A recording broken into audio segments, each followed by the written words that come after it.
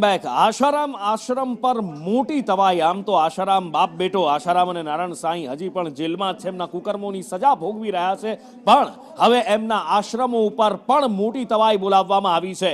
મોટેરામાં, અમદાવાદના મોટેરામાં આશારામ આશ્રમ છે અને એને વધુ એક ફટકાર આ આશ્રમને લગાવવામાં આવી છે। 120 એકર જમીન ખાલી કરવા માટે નોટિસ આપવામાં આવી છે। છેક નદીની અંદરના સાબરમતી નદી કિનારે વસેલો આશ્રમ છે અને નદીની અંદર પણ આ ગેરકાયદેસર બાંધકામ કરી લેવામાં આવ્યું હતું। જો કે ભૂતાળમાં કેટલુંક બાંધકામ તોડવામાં આવ્યું હતું, પણ સરકારી જમીન પર 120 એકરમાં આ જે ગેરકાયદેસર કબજો કર્યો છે, હવે એ ખાલી કરવા માટે નોટિસ આપવામાં આવી છે। અને જ્યારે નોટિસ આપ્યા પછી સરકારી જમીનો ઉપરના દબાણ દૂર નથી થતા ત્યારે શું થાય છે એ આપણે જોયું છે। દાદાનું બુલડોઝર પહોંચી જાય છે અને પછી એક બધા જ ગેરકાયદેસર બાંધકામો પનોત વળી જતું હોય છે। ને અહીંયા પણ આવનાર સમયમાં એવું જોવા મળે તો નવાઈ નહીં, પણ અહીંયા ન માત્ર આશારામ આશ્રમની આ જ એક આશ્રમની જમીન, પણ બીજા આશ્રમને પણ નોટિસ આપવામાં આવી છે। જ્યાં જ્યાં સરકારી જમીન પર દબાણ કરવામાં આવ્યું છે ત્યાં દરેક જગ્યાએ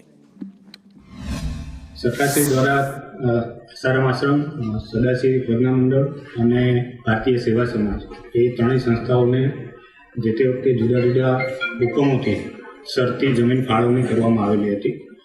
સરકારશ્રીના ધ્યાને એનાથી શરતોનો ભંગ થવાનું ધ્યાને આવતા શરતભંગની નોટિસ ઇસ્યુ કરવામાં આવેલી હતી। બધી સંસ્થાઓને સાંભળી એના જવાબો ને રજૂઆતોને બધી પૂરતી તકો આપી અને ગઈ 4/4ના રોજ એ તમામ જમીનો સંસ્થાઓ પાસેથી શ્રી સરકાર પરત કરવા માટેનો હુકમ કરવામાં આવેલો છે।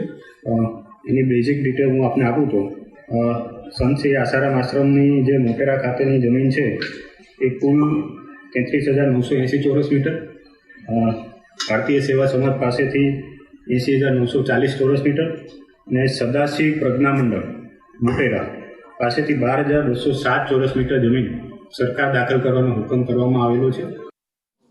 વધુ માહિતી સાથે કશ્યપ મારી સાથે લાઈવ જોડાયા છે। કશ્યપ, છેક નદીની અંદર સુધી દબાણ કરી દેવામાં આવ્યું છે। 120 એકર જમીન પર દબાણ એટલે કોઈ નાની સૂની વસ્તુ નથી। આટલા સમય પછી આ કેમ ધ્યાનમાં આવ્યું અને હવે શું કાર્યવાહી કરવામાં આવશે?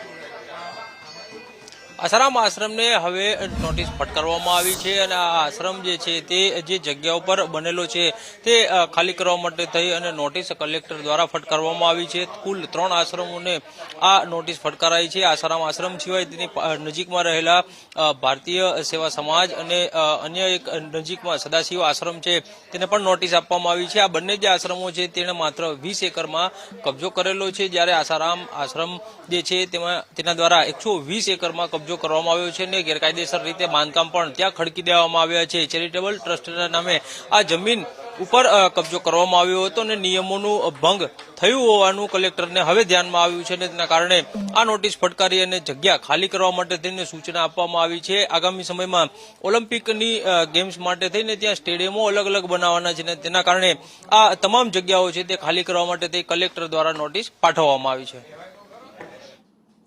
એટલે હવે જોવાનું છે કે આવનાર સમયની અંદર શું થાય છે, કે આ જમીન કેવી રીતે ખાલી કરાવવામાં આવે છે। દાદાનું બુલડોઝર ફરતું